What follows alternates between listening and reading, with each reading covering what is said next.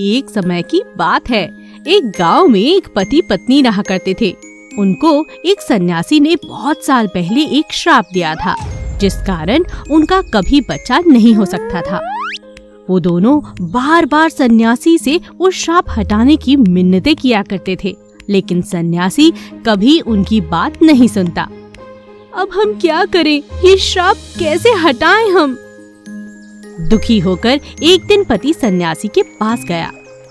हे सन्यासी बाबा, ये श्राप हमारे ऊपर से क्यों नहीं हटा देते आप? मेरी पत्नी दिन रात रोती रहती है। हम आपसे हाथ जोड़कर पैर पकड़कर माफी मांगते हैं। मैं जानता हूँ उस दिन हमने एक बहुत बड़ी गलती की थी।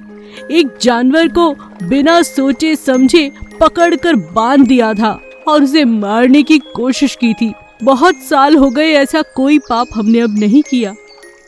सन्यासी को उन दोनों पर दया आ गई और कहने लगा, ठीक है, मैं तुम्हारा श्राप हटा दूंगा, लेकिन तुम्हारी औलाद इंसान नहीं बल्कि एक मेंढक होगी।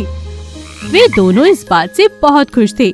जल्द ही उनके घर में एक मेंढक बेटी पैदा हुई। उन्होंने उसका ख्याल बिल्कुल वैसे ही रखा मानो कि वो एक असली इंसान हो। मेंढक लड़की जल्दी बड़ी हो गई। वो गाना बहुत सुंदर गाती थी। गांव वाले अक्सर उसका गाना सुनकर बहुत खुश हो जाया करते थे। उसी गांव में एक दिन एक राजकुमार वहाँ से गुजरा। उसने मेंढक लड़की की आवाज सुनी। वाह, क्या आवाज है! कितना सुंदर, शांत और मन को मोह देने वाला संगीत है। राजकुमार ने गांव वालों से उस लड़की के बारे में पूछा और उसका पता लगा लिया। असल में वो एक मेंढक थी। राजकुमार ने सब कुछ जानते हुए भी उससे शादी करने की सोची। मेंढक लड़की यह जानकर बहुत खुश हुई। मेंढक लड़की और राजकुमार की बहुत जल्द शादी हो गई। लेकिन मेंढक लड़की और राजकुमार को एक साथ रहने में बहुत तकलीफ होने लगी। मैं क्या करूं? मैं एक मेंढक हूँ। मेंढक लड़की भागकर अपने घर वापस चली आती है। राजकुमार अगले दिन उसे ढूंढते हुए वापस आता है। उसने मेंढक लड़की को मनाया और उसे फिर अपने घर ले गया। घर आते समय उसे परियां दिखी। परी ने मेंढक लड़की को देखा और कहा, मैं तुम्हें एक मेंढक से लड़की बना देती हूँ।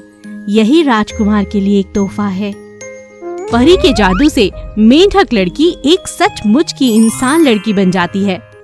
आपका बहुत बहुत शुक्रिया परी जी, आपने मुझे एक नई जिंदगी दी है।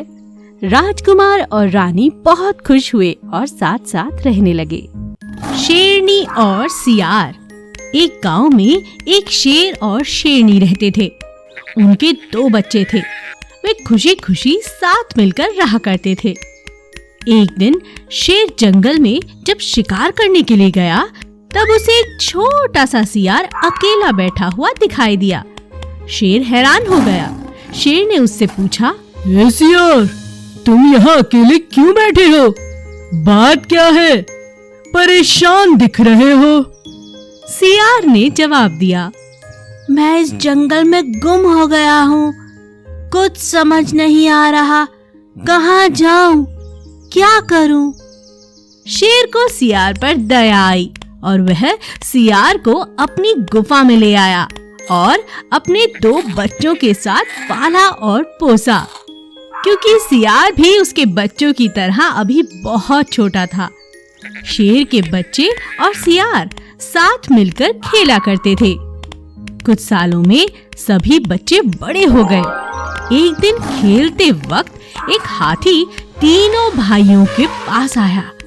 शेर के बच्चे हाथी पर चिल्लाने लगे और उस पर हमला करने की कोशिश करने लगे, लेकिन दूसरी ओर सियार हाथी से डरता रहा। डरता हुआ भागने की कोशिश करता रहा। शेर के बच्चों ने कहा, अरे भाई, ये हाथी हमारे दुश्मन हैं।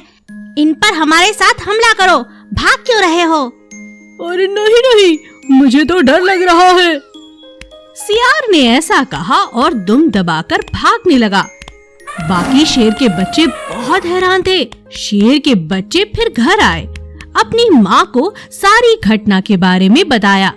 शेरनी को समझ आया कि भले ही शेर के बच्चे और सियार भाइयों की तरह हैं, बचपन से तीनों को एक साथ पाला पोसा गया है, लेकिन व्यवहार में सभी अलग हैं। शेर अलग है और सियार का व्यवहार बिल्कुल अलग है।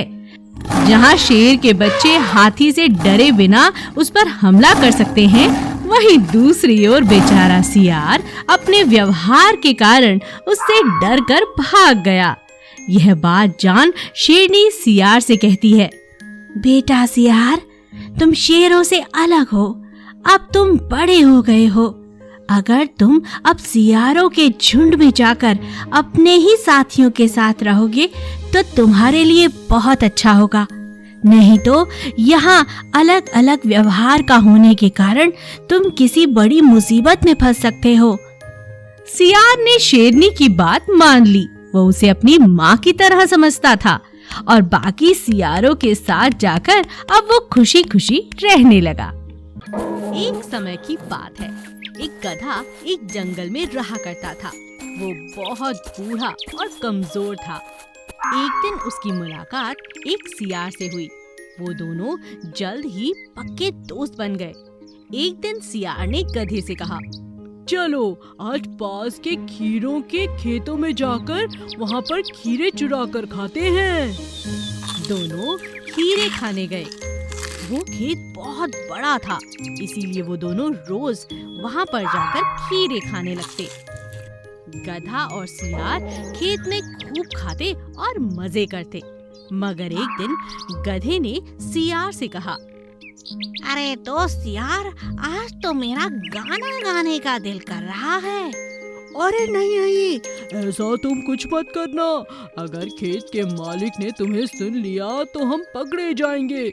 ऐसा मत करो दोस्त, ये बहुत बड़ी मुसीबत का कारण हो सकता है। मगर गधे का मन मान ही नहीं रहा था।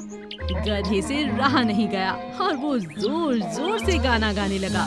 बार बार सियार के समझाने के बाद भी गधा गाता ही चला गया। उसे अपने गाने और संगीत में खोया हुआ देखकर सियार बहुत हैरान रह गया। सियार ने सोचा, अरे बाप रे, ये तो चुप ही नहीं हो रहा। लगता है इसे गाने का बहुत शौक है। ये तो खुद भी मरेगा और मुझे भी मरवाएगा। हे भगवान, मैं कहाँ फंस गया। किसान कई दिनों से वो इस चिंता में था कि आखिर कौन आकर उसके खेतों में से खीरे खा जाता है। लेकिन जब अचानक उसने गधे की आवाज सुनी तो सोचने लगा, अरे ये इतना बेसुरा गधा कहाँ गा रहा है। अरे ये क्या? ये गधा तो मेरे खेतों में गाना गा रहा है। आज समझ में आया। पकड़े गए ये सियार और गधा। समझ गया, यही दोनों आकर मेरे खीरे चुराते हैं, मेरे खेतों को उजाड़ कर रख देते हैं। आज मैं इन्हें छोड़ने वाला नहीं। गधे को गाना गाता हुआ देखकर सियार को खतरे का एहसास हुआ और वो जंगल की ओर भागने लगा। कहाँ भागते हो? रुको, रुक जाओ।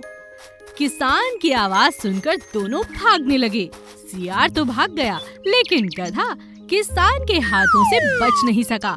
किसान ने छड़ी उठाई और गधे की खूब पिटाई लगी। अरे मर गया, अरे कोई बचाओ, मर गया।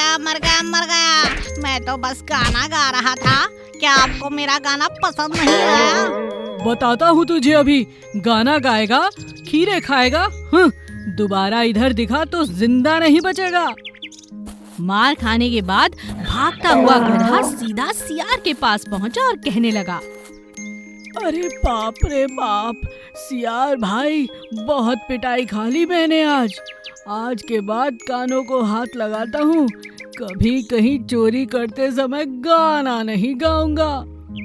एक समय की बात है, एक जंगल में मिंटू नाम का सियार रहा करता था। वह बहुत शैतान और चालाक था। उसे बाकी जानवरों को तंग करना बहुत पसंद था। सभी जानवर उससे परेशान हो चुके थे। हाथी ने कहा, उफ, ये मिंटू सियार हमें कितना परेशान करता है। इसे अब कौन समझाए कि ऐसा तंग करना अच्छी बात नहीं है। इससे लोगों को तकलीफ होती है।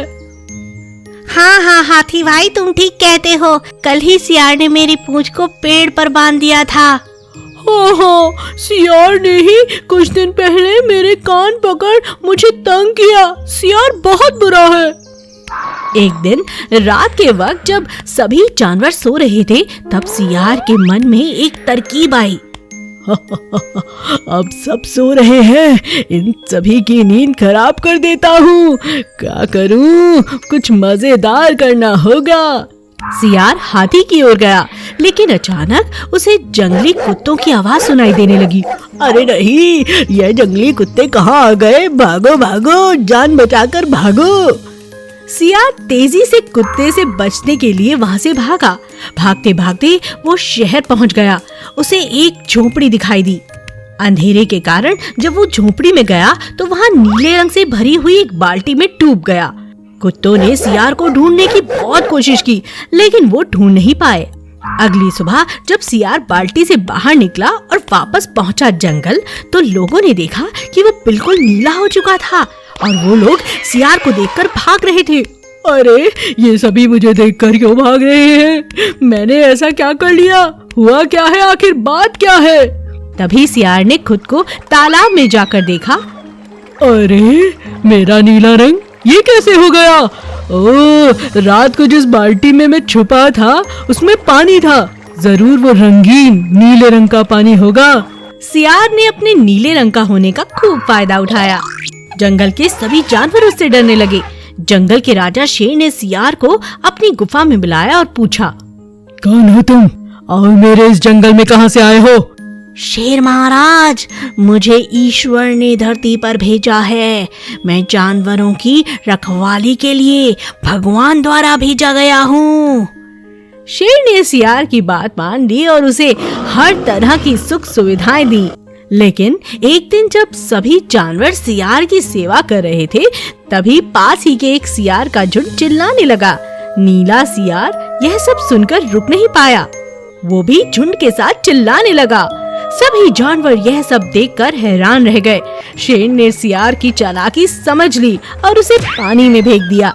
सियार के ऊपर लगा नीला सारा रंग उतर गया और जानवरों को पता चल गया कि ये और कोई नहीं, अपना ही सियार है, जो नीला सियार बनकर सबको धोखा दे रहा था।